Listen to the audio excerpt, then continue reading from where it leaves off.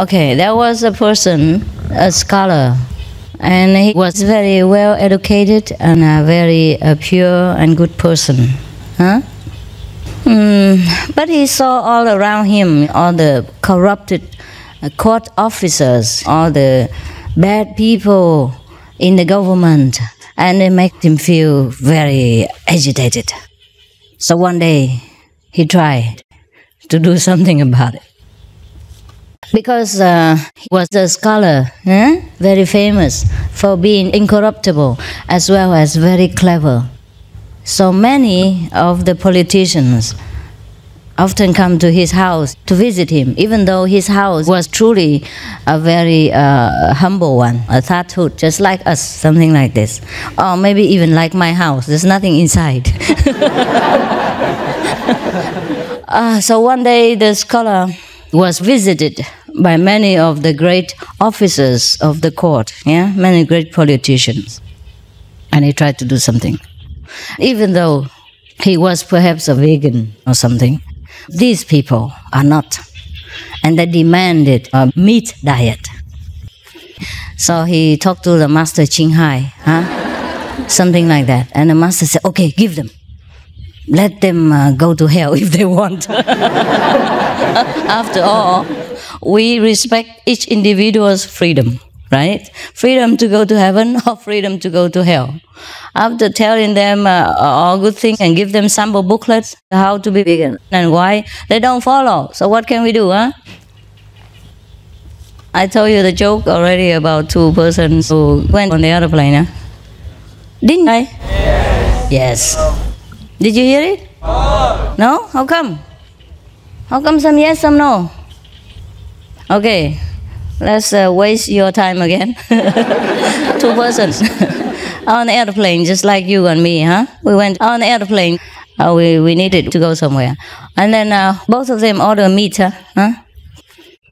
The next person ordered tofu because he was one of our fellow practitioners. But the next two of them ordered meat. And then when the hostess come, the stewardess come, say, oh, here is tofu for you. And here is pig for you. And here is chicken for you. For the two persons next door. And they protested. They said, no, both of us are pigs.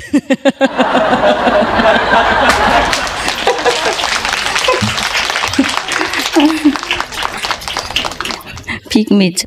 So at least if you eat tofu, people can only say your brain are full of tofu. At least they won't say that you're a pig or dog or you're chicken or whatever, In Vietnam, if you say somebody you are dead chicken, then it's a very, very bad offense. Do they say that in America too? No? What do they call you when you are lousy? Chicken. A living chicken? Instead of dead chicken, you're living chicken, right? Okay. Well, at least you're living. A living teacher and a dead teacher are different, This joke, I don't think you will understand, so we forget it. Find another one. Okay, now, there's another joke. Well, this is all non-vegan, But at least you know what vegans are about. I tell you so that you'll be happy that you're vegan. There was one person who was very rich, and he was very addicted to alcohol. One day, he happened to go out, and he worried that his servant at home will try to eat something of his food while he was away, or drink some of his good wine while he was gone. Even though he had already been very careful and picked a very stupid servant that was not so tricky and didn't know how to eat or steal things like that or to make excuses. Even then he was still careful, worried about the servant. So he said to him, okay, now you stay home and take care of my house, There is a piece of a pig hanging over there in the kitchen. Look after it. Don't touch it. And then there is a chicken still alive. next to the kitchen. Also, don't touch it. And take care that all the dog and cat will not come and eat these. And he said, another thing is, there's a pot over there which is covered very carefully. That is poison for the mouse. Don't touch it. There was a wine pot, but he said, this is a poison. If the mouse drinks it, he dies, so just don't touch it. So he went. And then the servant just took out the pork, roasted it, eat it. And then he took out the chicken, killed it, eat it too. And at the same time drinking the alcohol, to accompany it. And feel very good. And then drunk. And lay there sleeping very peacefully. When the boss come home, he saw the servant just sleeping there on his sofa. Yeah. And then also smell alcohol. And some of the chicken bones are scattered all over the place. He kicked them around when he slept. So he woke him up and say, what about my chicken? My pork, spare ribs. What happened to the poison over there? So the servant trying to cry, he cried hard. And he knelt down on the floor and he said, oh, please forgive me. I have really been very obedient to you. I tried to look after your house and everything. But then, unfortunately, there was a cat who came by. And then he crawled up to the roof of the kitchen and took the pork and eat it. And then the dog saw the cat do that. He also took the chicken and go out and eat it. I was so worried that when you came home, you would kill me. You scold me, so I took the poison.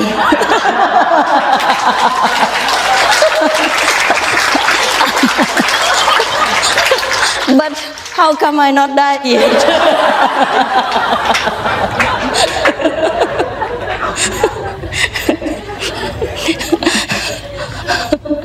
He want to kill himself. But he didn't die. So you be careful with people, When some people look so stupid, it doesn't mean they're truly stupid. And when some people look sweet, it's not necessarily that he or she is sweet, okay? See the way she or he does things. See the outcome of people's business or efforts. Then you know that person inside. Don't ever look at the outside and try to judge whether that person is okay or not okay.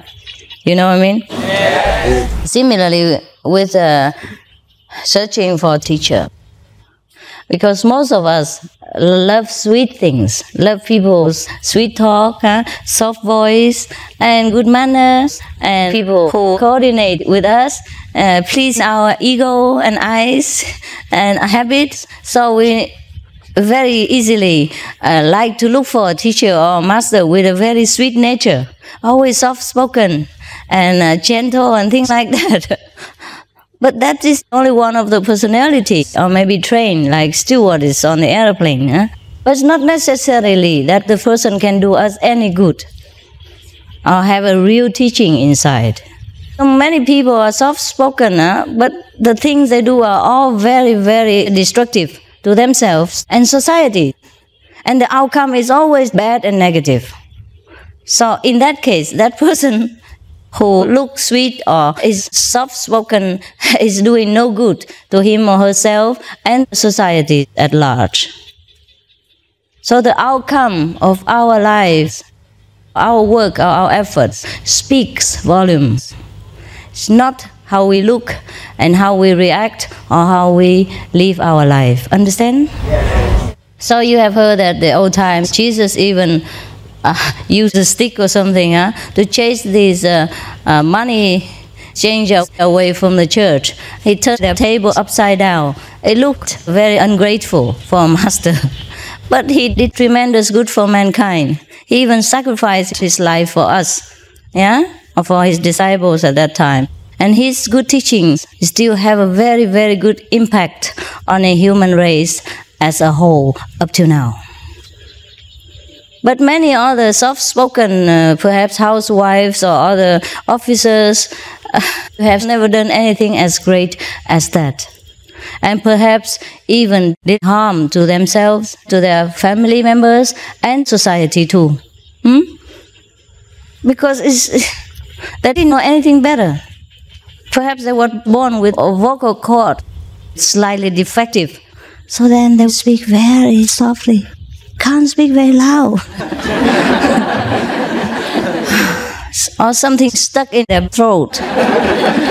You never know. So we have to be careful what we want and how we judge people. Don't judge their appearance, because it's always very deceptive. Is that not so? Okay. Xuân hoa nở vì ai, tay nhẹ bàn tay cùng đắp xây ngày mai.